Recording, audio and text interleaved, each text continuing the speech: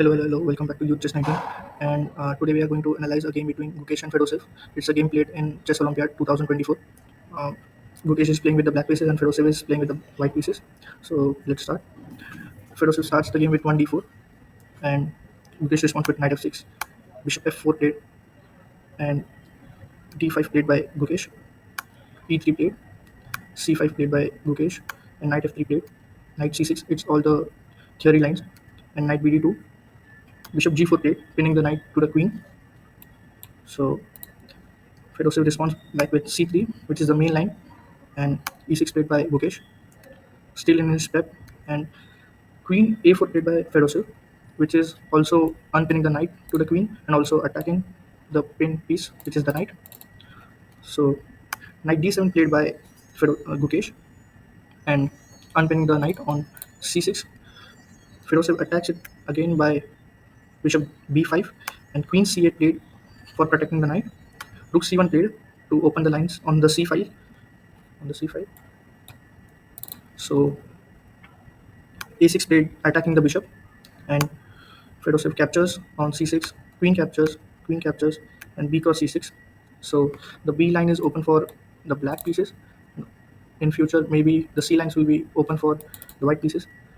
So Fedosev plays c4 to open the c file, and f6 played by Gukesh, which knight b3 played by Fedosev, kind of having the ideas of knight a5 and knight cross c6, where the pawn is hanging. So Mukesh stops that idea with playing by a4 and h3 played attacking the bishop on g4.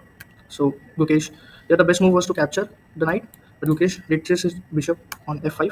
So king e2 played, a4 played by Gukesh, attacking the knight, and knight comes back to d2. h5 played, which is the best move in this position by Gukesh, and here bishop g3 played, which is an inaccuracy. The best move was to play bishop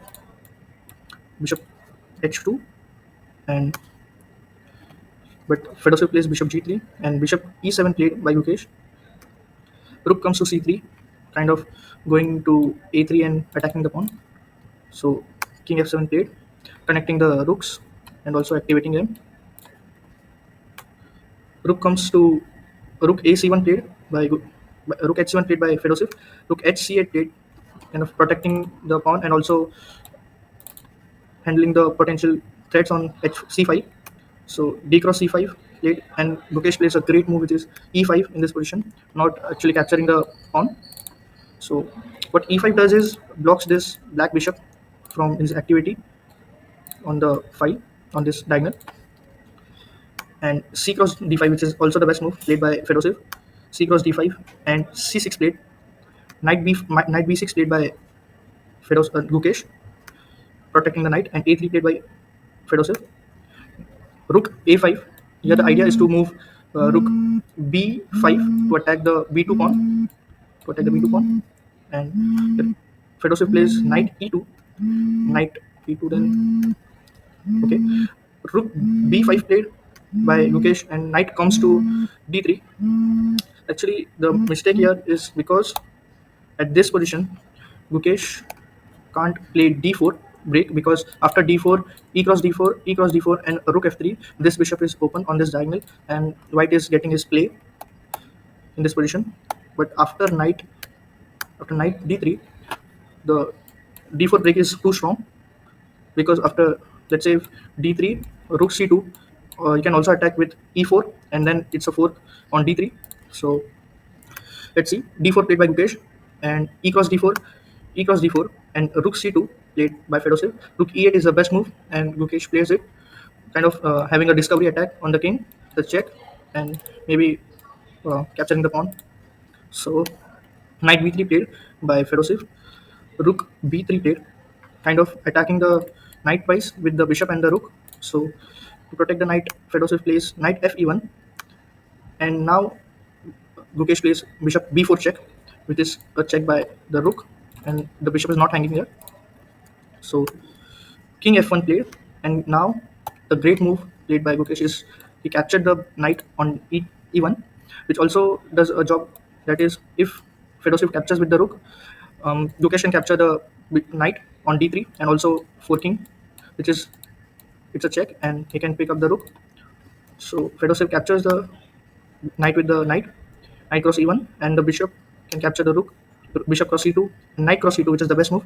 d3 played by Gukesh, and knight e3 played, rook cross b2, which hangs a pawn, and here comes the move c7, which is the best move, trying to queening the pawn, but the knight is jumping on c8, so knight comes to c8, h4 played by Fedoshev, rook a2, bishop f4 played, rook cross a3, which also hangs another pawn, and g3 played, rook b3 played by Gukesh, knight c4, having an ideas of knight d6 check and kind of attacking the rook, but still the knight is controlling, so there will be an exchange, and the bishop will be more active.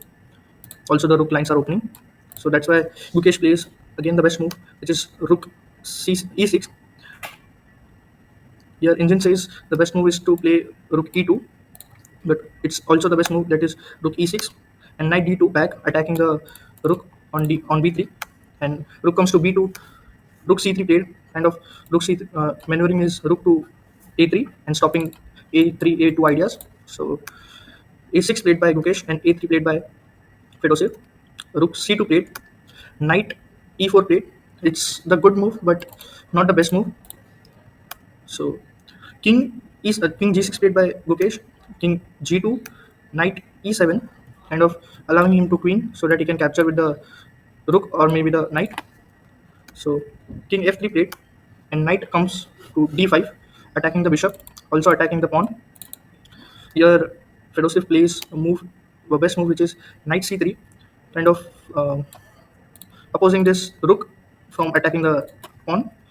And Gukesh plays the best move, which is knight cross c7, bishop cross c7, and d2. It also allows king e2 play, but there is a check which Gukesh gives on e6. So king moves to d1 and rook b2 play, and here Fedoshev resigns because of mate, and Gukesh wins the match. Thank you. We'll meet in the next video.